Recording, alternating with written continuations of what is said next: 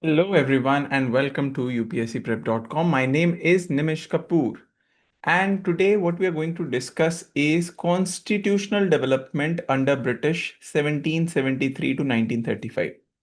Now, ये topic जो है has been asked on a consistent basis, right? एक consistently almost every alternate year, one question from a topic which is very brief yet very important and has an overlap with your polity. Hence, this topic becomes very important, right? And what we're going to discuss is we'll start with the Regulating Act, followed by the Act of 81. Thereafter, we'll go into the Pitt's India Act. Thereafter, the Act of 1786. Then we'll go into the series of four Charter Acts and followed by Government of India Act. We'll also look into Queen's Proclamation. We'll look into Indian Council Acts of 1861, 1892, 1909. Then we'll go into Government of India Act of 1919 and Government of India Act of 1935. Everything we'll share in detail, and the most beautiful part is we'll be discussing it through infographics. Now, infographics, I tell you, is a very good way, very interactive way to understand history. Otherwise, history can be a lot of feedback I get is it is getting a little too much. It is getting little exhaustive. But through infographics, you'll be able to just learn what is really important in this topic. Okay. And at the end of the session, we'll have a bonus that in last 12 years, how many questions and what questions have been asked from this topic so that you are aware what to expect. And I tell you this year, you there's a big chance you will have a question from constitutional development under British. Let's talk about Regulating Act of 1773. Well, before we get into this, we need to know the situation which was before 1773. 1764 Battle of Buxar happened. Okay. And with this battle, which was won by the English East India Company, 1765, they got the Diwani rights. And Diwani rights, with that, mean the revenue collection rights of entire Bengal province. And suddenly after this, you see a lot of loot, also corruption from the servants of the company. And particularly 1769, 1770, you see the Great Bengal Famine. And with this, the revenues which was expected, they could not raise the company. And at the same time, uh, you know, the coffers of the Bengal state was significantly reduced and the company nearly became bankrupt. Moreover, the servants of the company were practicing doing private trade rather than doing it on behalf of the company. So basically led to companies bankruptcy. Given the situation now, and given that at this time, the British government gave a loan to East India Company, but they also now wanted to regulate the affairs of the company through the Regulating Act of 1773. British Parliament passed this act particularly to regulate the affairs of English East India Company in India. Given the fact they were becoming a major political power, particularly Bengal at this time. So, what was introduced through this Regulating Act? Number one, the centralization of power. Now, there were governors of Madras Presidency, Bombay Presidency, Bengal.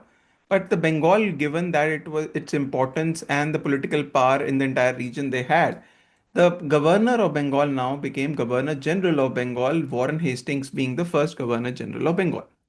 Now, naturally, with this, the Madras and Bombay presidency became subordinate to Bengal. At the same time, an executive council was created for the Governor General of Bengal with four members.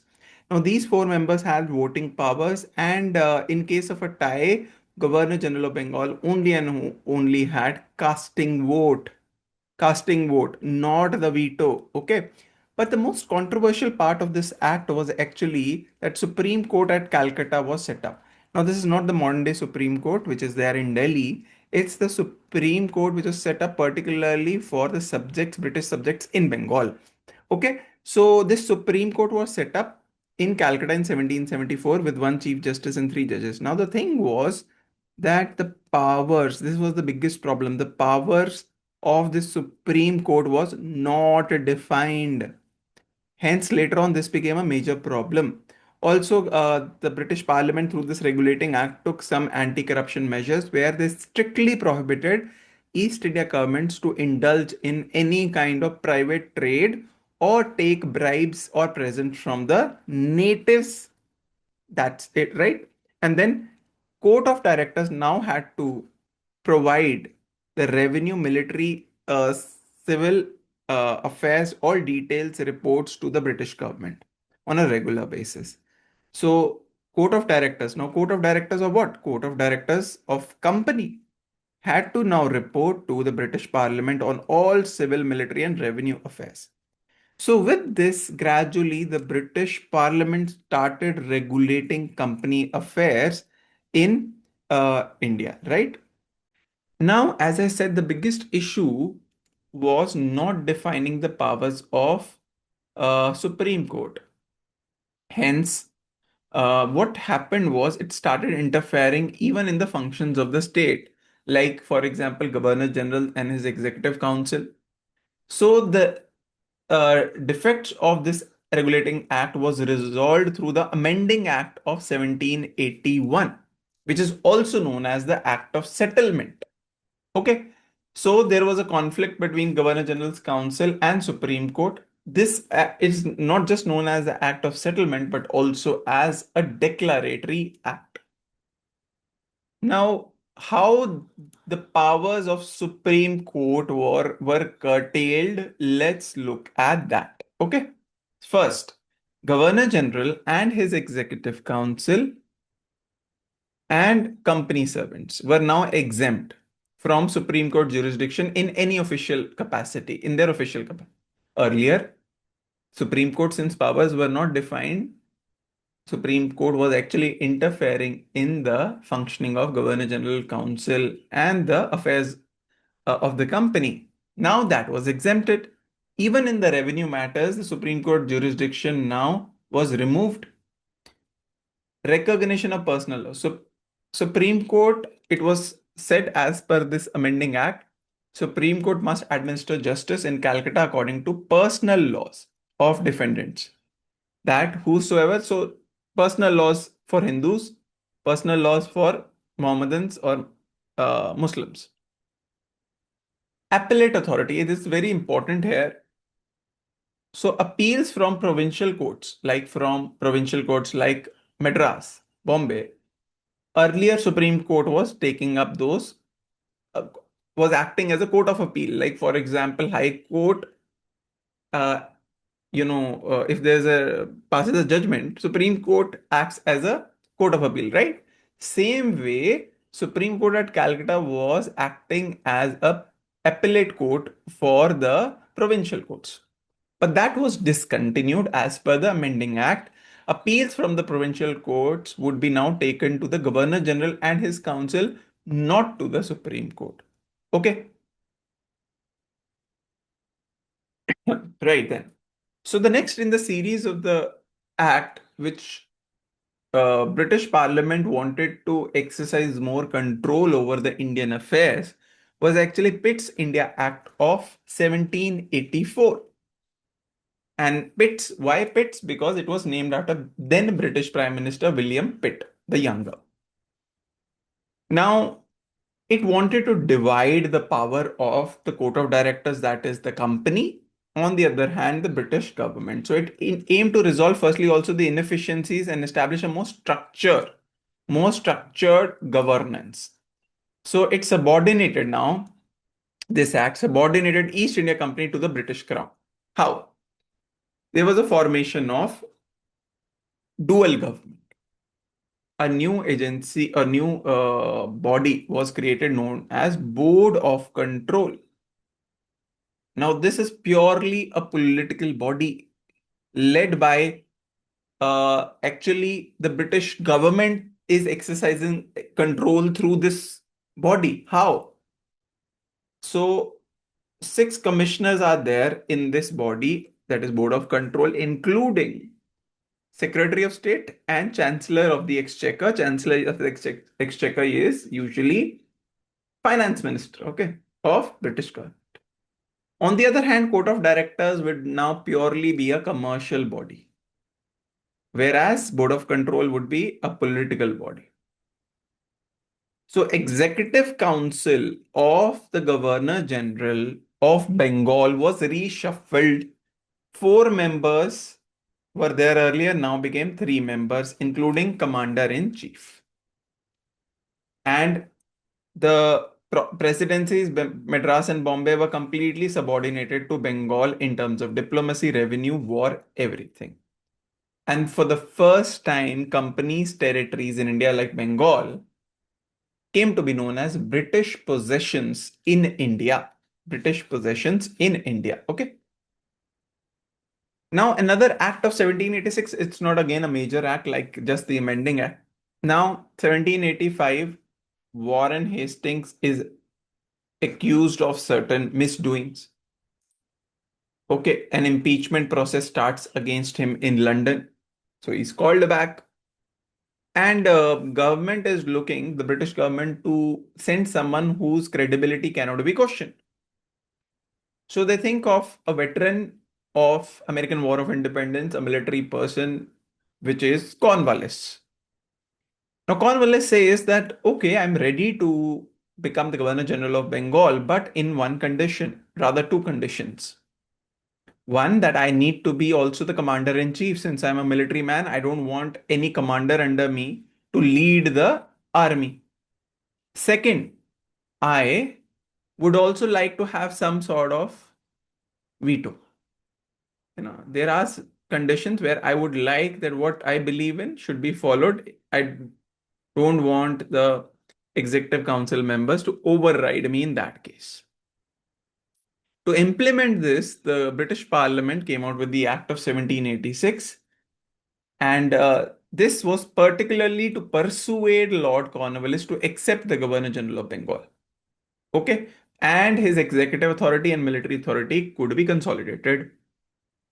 So he got the overriding powers, which I said was that the veto power. Now his decisions, in certain conditions, his decisions had the overriding power, override the decisions of his council. And secondly, he had the military authority as well. So Cornwallis has both office of Governor General as well as Commander-in-Chief. Okay, and this way the civil as well as military command was centralized under him. Okay, so this was the Act of 1786. Now we start with the series of 4 Charter Acts. Now, Charter particularly was with respect to trade. So it was like extending trade monopoly of East India Company. So this Charter Act of 1793 formalized the administration and renewed East India Company privileges for a period of 20 years. So particularly with respect to trade monopoly of East India Company was extended. Now, what is trade monopoly? Trade monopoly is that no other company can do trade with India except East India Company. This is sanctioned by British Parliament or British Crown. Okay. So East India Company's trade privileges renewed for another 20 years, that is until 1813. Exclusive rights of trade with India was with East India Company as per the Charter Act of 1793. Now remember, each of these acts I'm talking about is passed by the British Parliament. The veto power which was given to Cornwallis with the Act of 1786 was now extended to all future Governor Generals of Bengal as well as all future governors of provinces. Okay, that was the special power extended, not the power of Commander-in-Chief. Okay, just the power of veto. Also, Governor General's authority over subordinate presidencies like Bombay and Madras was further reaffirmed, that has more authority.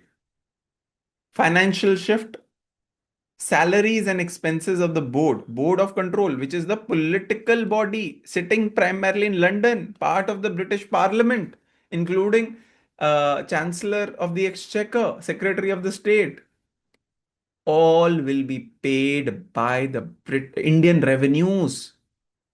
Indian revenues. The salaries of them would be paid by Indian revenues. This continued, you won't believe, until 1919. Not the Board of Control, but Secretary of State and his council. Okay.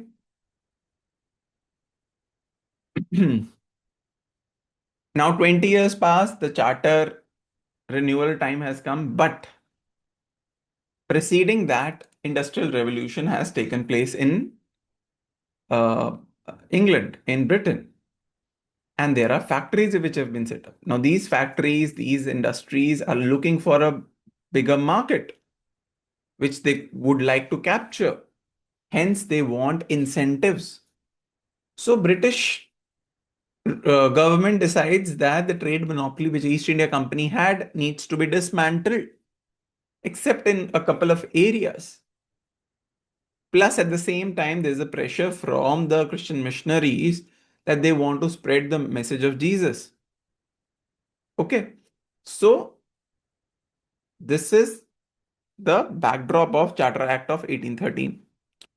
So, with this act, the Indian market, or we say that the trade monopoly of English East India Company for exclusive trade with India has ended, except that trade in tea can only be done by East India Company and trade with China can only be done by East India Company. Except that all British now manufacturers, companies can trade with India. And also the British Crown asserted its sovereignty over India, that all the company possessions in India belongs to the British Crown. Christian missionaries were permitted to enter for moral and religious improvement. So they were allowed in India through the Charter Act. And the first time the education was realized to be an important subject to be looked into. Hence, the educational grant was established. Only 1 lakh annual sum was allocated for revival of Indian literature and promotion of knowledge of sciences, right? So this is the first step towards the state-sponsored education. Later on, 1833, we'll realize that that is a period when, after 1833, education in India saw drastic change, particularly with the Macaulay's Minutes and thereafter. So now the chart, another 20 years that the charter has been extended, now 1833. 20 years have passed, and this particular act is known for increasing the centralization of administration in British India. Number one, by this time, the territory of Britain and India has expanded significantly. With the policies of Wellesley, particularly from 1798 onwards till 1805, where he implemented subsidiary alliance to gain influence in so many territories, and plus more territories being taken over by English in India. So the influence of English East India Company is now all over India. Hence, the Governor General of Bengal now became the Governor General of India. William Bentinck, who was the last Governor General of Bengal, became the first Governor General of India. Okay, so he was elevated to Governor General of India post, and he was vested with exclusive all legislative power, even with respect to provinces. Was now a province cannot make any law on of its own. Exclusive law-making legislative power is now with the Governor General of India. Bombay and Madras are stripped of its legislative authority. Trade monopoly of English East India Company, which it had in tea and trade with China, also completely ended. Hence, it became purely and purely administrative body. Now, its servants were looking after administrative roles, right? Yeah. It transformed into purely administrative body in trust that Majesty has shown trust in us. We are going to do administrative roles. In the Governor General of India's Executive Council, a new member was added as a fourth member, and this member was law member. Lord Macaulay was the first. Only in the case when laws were required to be made across the country, this member was part of the important discussions, and he initiated codification of Indian laws. Lord Macaulay was the first member, as I discussed, of first person as a law member in the Governor General of India's Executive Council. And also, attempt was made to open civil services for open competition. So, introduce provision to end discrimination based on religion, birth, or color. Theoretically, it attempted to introduce open competition, but failed in practice due to fierce opposition from the court of directors of the company. Okay. Now, the Charter Act of 1853, another 20 years. Now, the charter for the East India Company was extended, but not in trade, primarily as an administrative body. Now, come 1853. This was the last in the series of Charter Act. Now, this first time the charter was not extended. Instead of specifying 20 years rule, as you can see here, this time timeline was not defined. It was written until Parliament should otherwise direct. It clearly signaled that the Crown could take over at any time. Separation of powers. Until now, there's no separation of powers. As you can see, Executive Council has the legislative making powers where a law member like Macaulay was added. But now, this legislative and executive functions were separated. So separate legislative and executive functions of Governor General Council. So separate body, 6-member Indian Central Legislative Council was created, purely looking into the legislative functions. And it functioned as mini parliament. Also open competition. So until now, the civil servants in India were based on the patronage, means you can say the East India Company recommending the British government to appoint this person as a as a civil servant in India. But that system ended. Open competitive system for civil servant recruitment was introduced, and Indian civil service was open to Indians. And Macaulay Committee was appointed in 1854 to implement this.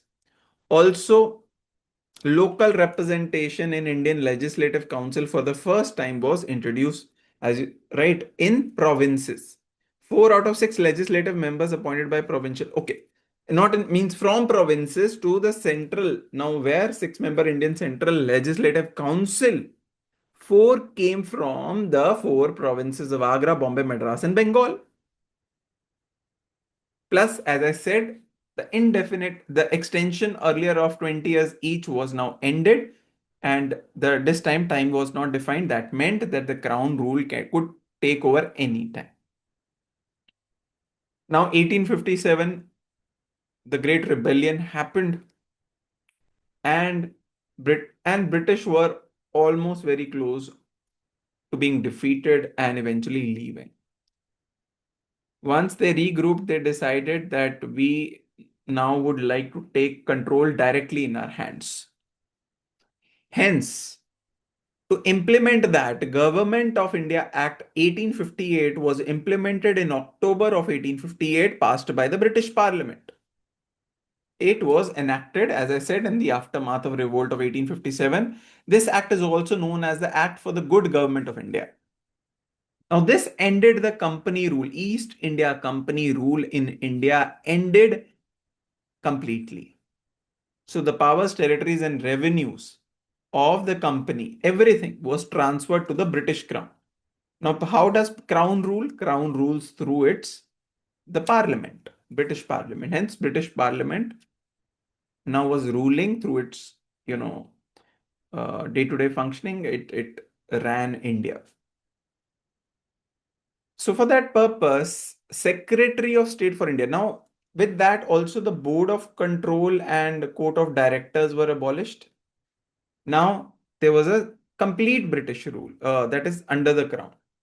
For Secretary of State was appointed for India, who would be the part of British cabinet. Like, for example, a finance minister, home minister, then there'll be Secretary of State for India, looking after state of affairs for India. He would be a member of British cabinet and he was vested with complete authority over Indian administration. He would have complete authority over Indian administration. But he would be sitting in British Parliament. But the person on the ground who will be implementing everything, the real executive head in India would be the Viceroy. Now, the post of Governor General of India now would also be known as changed to Viceroy. He would be direct representative of the British Crown. And Lord Canning became the first Viceroy of India. And now Secretary of State would have a Council of India. This Council of India would be an advisory council which would assist Secretary of State. And he served as a chairman of this council, but it was not necessary that this Secretary of State has to agree to all the advices given by this advisory council. Okay, so this was the Government of India Act. So 1858 October. Now 1 November of 1858, Queen Victoria proclaims something. Now she proclaims that what they are going to do. So Queen Victoria's proclamation of 1st November promised that doctrine of lapse has ended. No further territories. Now, as you know, from 1848 with Satara until 1856, a lot of territories were occupied under the pretext of doctrine of lapse introduced by whom? Doctrine of lapse introduced by Dalhousie. Okay.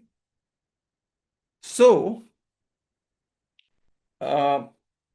Queen, after the Government of India Act and passing of the baton from East India Company to now the British Crown, Queen Victoria proclaims that doctrine of lapse we will respect the territorial integrity of the princely states.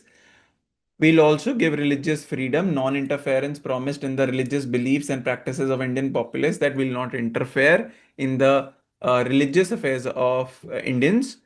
We'll also provide equal opportunity to all the subjects that is of the British Crown, regardless of their race, creed, freely and impartially. So they'll be admitted to offices based on educational and ability requirements. So this laid properly 1861, the Indian Civil Services. General amnesty. Pardon was granted to rebels of the 1857 mutiny, except those involved in the murder of British subjects. So, 1861 now, whenever you hear the next three acts in the series of 1861, 1892, and 1909 are actually Indian Council Act. When you hear council, you will immediately your focus should be both the Executive Council of Governor General or Governor and the Legislative Council. Now, Indians were nominated. Viceroy could nominate non-official members. Now, non-officials are non-government members, non-government employees. That is, they do not have to be a government employee to be the member of the council. So, Viceroy could nominate non-official members to his expanded council. Which council? Legislative Council. So, three Indians were nominated in 1862 as the member of Indian Legislative Council as non-official members. They were Raja of Banaras, Raja of Patiala, Sir Dinkar Rao. Okay. Decentralization. Now remember 1833 centralization where Madras and Bombay had no power in making their own laws. Now that power was restored through this Act, Indian Council Act of 1861, and it reversed centralization trend through Charter Act 1833, which happened. So new legislative councils for Bengal, Northwest provinces, Punjab were also established. Not just now, new legislative councils in provinces were also established. Portfolio system was introduced in 1859. Now, this was what, for example, the earlier executive council members were taking decisions collectively. Now, there would be members having special powers. For example, One person would be designated home, finance, etc. So this is allocating portfolios to the executive council members. So council members placed in charge of specific departments. Ordinance making powers were given to viceroy during emergencies, and he had to, means it could be valid without council, that legislative council, concurrence is not required for it. Okay. Now, next, as I said, there are three in the series of Indian Council Act. Now the next is Indian 1892. Now, 1885, Indian National Congress is established. 1885. Now, there is a growing trend of moderates demanding for more Indian representation in the Legislative Council as well as gradually in the Executive Council. So, 1892 Act was passed, Indian Council Act, primarily increasing the number of members, non-official members in the Central Legislative Council and Provincial Legislative Council. But the officials is the government servants, their majority still remained. So majority was with the official members. Non-official members, numbers were increased, but they were still in minority. Got it? Increased functions. Now the members of the legislative councils earlier had very limited functions. Now they were given the power to discuss the budget. They could discuss the budget, which is annual financial statement. They could also pose the questions to the executives. They could pose. But they still could not vote on the budget, means that budget cannot be defeated in any case or move resolutions for any kind of amendments to the budget. Okay. The indirect elections were introduced in 1892 through the principle of representation. How? Nominations were made. Someone would nominate, but how? After the recommendation of municipalities, district boards, universities, chambers of commerce. So primarily you'll have district boards, university, municipalities, they'll elect someone. And those elected will then be nominated thereafter in the, okay. This is indirect elections. So nominations made on recommendation of provincial councils. So provincial councils then would nominate the those who have been recommended by. So the word election was carefully avoided. Now 1909, revolutionary movement is at its peak. Because just a couple of years ago, the Swadeshi movement had ended. The new idea of extremism within the Congress fold had come in. Revolutionary movement in general, that particular aspect also significantly grew during this period. So nationalism as a whole grew significantly in last 17-18 years. So the demand for more reforms came up. So Lord Morley, who was the Secretary of State, and Lord Minto, who was the Viceroy, they came out with reforms leading to Indian Council Act of 1909. But primarily this act is known for one of the infamous things which happened was separate electorates, which is a separate communal representation given to Muslims. Now, what is separate electorate? Muslim members were to be elected only by Muslim voters. It legalized communalism. And it is considered to be the most consequential and destructive feature of this act. And Lord Minto, thereafter was the viceroy at that time, came to be known as the father of communal electorate. Okay. Other than that, what this Indian Council Act, as the name suggests, the number of members in the council further increased. So Central Legislative Council members grew from 16 to 60 members now.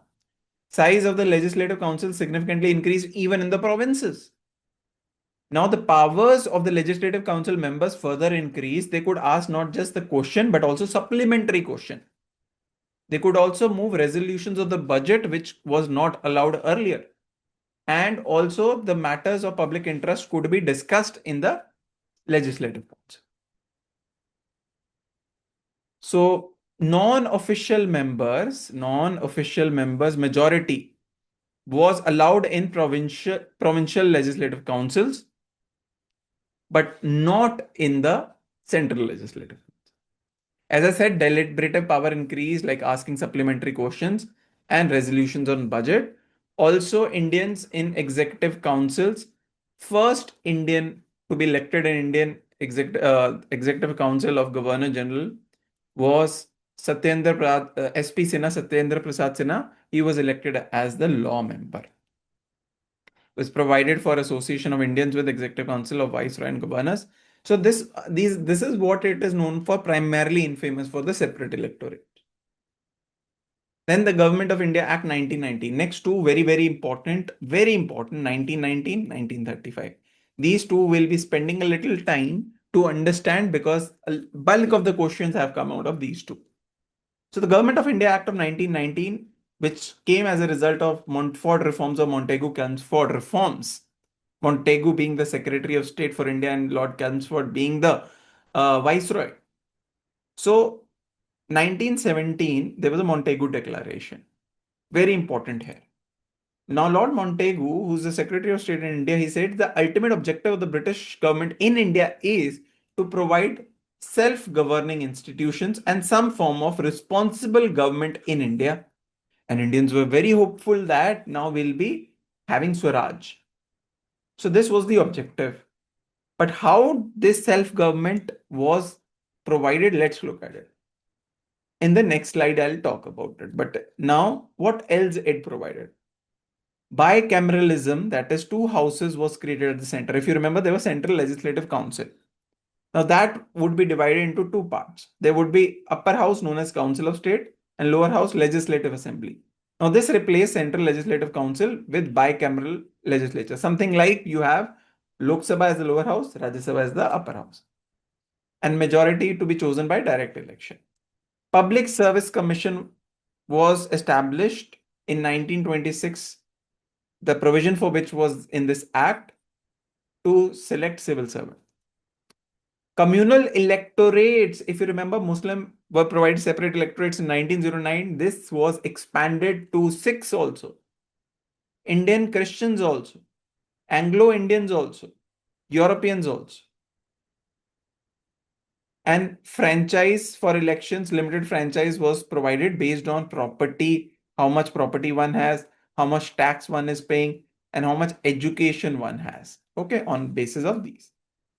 But how this responsible government was provided through self-governing institutions, and this was done through Deaki, and that was too little. Deaki, that too in provinces. What is Deaki? Deaki is dual power segregation. In provinces, earlier, what was the setup? There would be governor and his executive council. Now, they will have portfolio all power. Now, under this, governor will have to set off for, okay, one subject transferred and one is reserved. Okay, for transferred, there will be ministers which would be responsible to the legislative council, state legislative council. That is provincial legislative. Then there would be executive council members who would not responsible. Now this is how it was defined. Now transferred subjects would be administered by the governor through Indian ministers, would be responsible to the legislative council of province. On the other hand, reserved subjects to be administered by governor and his executive council who are not responsible to the legislature. Okay, very easy to understand. Now, naturally, the reserved subjects would be very important subjects, which executive council members and a governor have kept it to themselves. Law and order, finance, land revenue. So it is administered by governor and executive council, no responsibility to legislature. On the other hand, less important subjects like health, education, agriculture, administered by governor and Indian ministers. This is how responsible government was, but this is not what Indians were expecting. So later on, you see that rise of non-cooperation movement and demands for more, self-government. 1928, the demand for dominion status. 1929, Purna Swaraj. Also, it demarcated central and provincial subjects. Central and provincial legislatures authorized to make laws on their lists. Separate lists would be there for center state. Now, Government of India Act of 1935. Very, very important. So this is based on multiple reports, including Simon Commission report submitted in 1928 and Roundtable Conferences 1930 to 32, Lothian Committee report, White paper, etc. Eventually, after all the discussion, a very bulky act came into place, which is Government of India Act 1935. It is a second major step after 1999 towards a responsible government in India and a primary blueprint for the constitution. This also acts as a primary blueprint. Why? Because the structure of the constitution is actually derived from this act. Now, provincial diarchy, which existed in 1919 Act, was abolished and it replaced it with provincial autonomy, complete autonomy of province. That means there would be no separate reserved and transferred in province. Ministers, Indian ministers now would be responsible for all with governor. Okay. Now, Council of Ministers, which primarily would be Indian, will aid and advise the governor. It's pretty much like today, provincial autonomy. But in center, so diarchy was abolished and provincial autonomy was set up. And I'll come to what happened in center. At the same time, it proposed to create All India Federation with provinces as well as princely states, a combined All India Federation for provinces, which is directly ruled by British, and princely states where it has a resident whose internal autonomy is there. This federation actually never came into existence because princely states didn't join this All India Federation. Hence, the federal part of this act never actually came into picture. Only after independence it did. So, division of powers. Now, legislative subjects were divided into three lists: central list, state list, concurrent list. For the center, like foreign affairs, currency, credit; for provinces, police, provincial, public service; concurrent list for both can legislate. Residuary powers, which is not mentioned in any of the list, was with the viceroy. Viceroy, okay?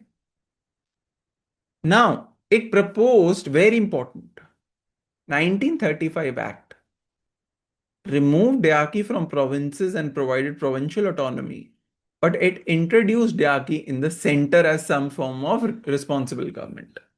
So, as you know, federation never materialized. Hence, this did not come into operation, that is diarchy in the center, never came into operation. Whereas it was the objective of 1935 Act that there would be reserved subjects and transferred subjects in similar way where 1919 had in provinces. But remember this, it never materialized. Bicameralism was introduced even in some provinces. 6 out of 11 provinces, bicameralism. So legislative council and legislative assembly. And still 6 provinces are there, not these exactly, but 6 provinces in India which has bicameralism. So at that time, Bengal, Bombay, Madras, Bihar, Assam, and United Provinces accepted or had bicameralism. Okay. Communal electorate or separate electorates were further extended. In fact, this depressed classes eventually through the Pune Pact, that joint electorates were introduced though. But for women, labor, separate electorates were extended to new groups. Key institutions were established like Reserve Bank of India to control currency and credit. Federal Court. Now, this Federal Court is what the real Supreme Court came out to be. So, set up in 1937, it became a precursor to Supreme Court of India. Public service commissions were set up at federal level, which is like a UPSC, provincial like a state public service commission, and joint also were established to conduct recruitments.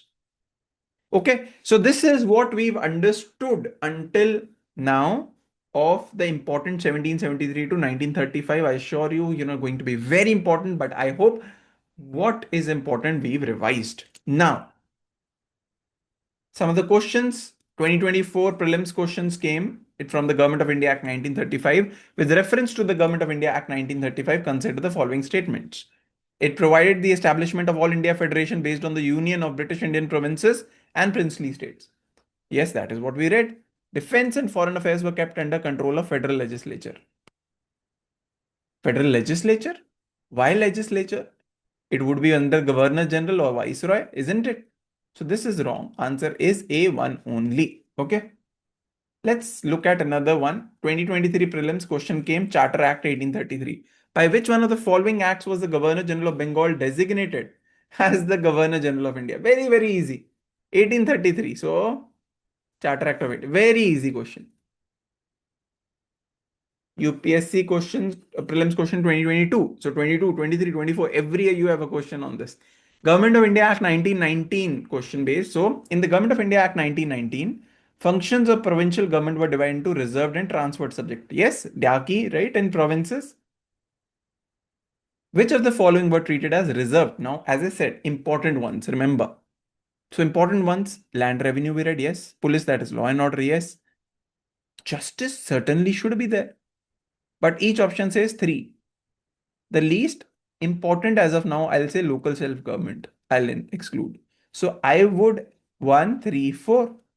Answer is C. 2019 prelims question, Charter Act of 1813 question came. Consider following statements about Charter Act of 1813. It ended trade monopoly of East India Company in India except for trade in tea and trade with China. Absolutely correct. Hence B is eliminated, right? Okay. It asserted the sovereignty of British Crown over the Indian territories held by the company. Yes, absolutely correct. 1 and 2 both are correct now. Hence C is also eliminated. The revenues of India were now controlled by British Parliament. The revenues of India were now controlled by British Parliament. Now this statement is a little vague in nature. Now, of course, the revenue details, but it's still a commercial body, remember? So it has to give details of the revenues, yes. So Parliament does control revenues, yes, but functions are provided to it. So 3 is, so D, 1, 2, 3. Okay. Prelims 2017 question, Government of India Act 1990. In the context of Indian history, the principle of diarchy refers to division of central legislature into 2 houses? No. Introduction of double government, that is central and state government? Okay. Having 2 sets of rulers, one in London and another in Delhi? No. Division of subjects delegated to provinces in 2 categories? Absolutely. Okay.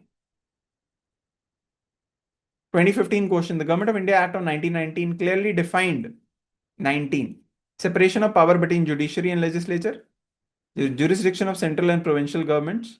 The powers of Secretary of State for India and the Viceroy. None of the above. Answer is B. It did with Daki and central, okay, clearly defining through lists that what is central list, state list, right? So this is where we've discussed now broadly into what is the other important constitutional development from 1773 to 1935, and then we've looked into some of the questions. Now you got an idea what to expect. And if you do this much, I assure you, you'll do very well in this topic, which is, as we've clearly seen in last 10 years, you have 6 questions on an average, every alternate year, 1 question. So let's make sure our 2 marks are easy, correct? And with a little effort, we do all these topics. I hope this infographic helps. And I would like you to comment and share your queries and doubts, right?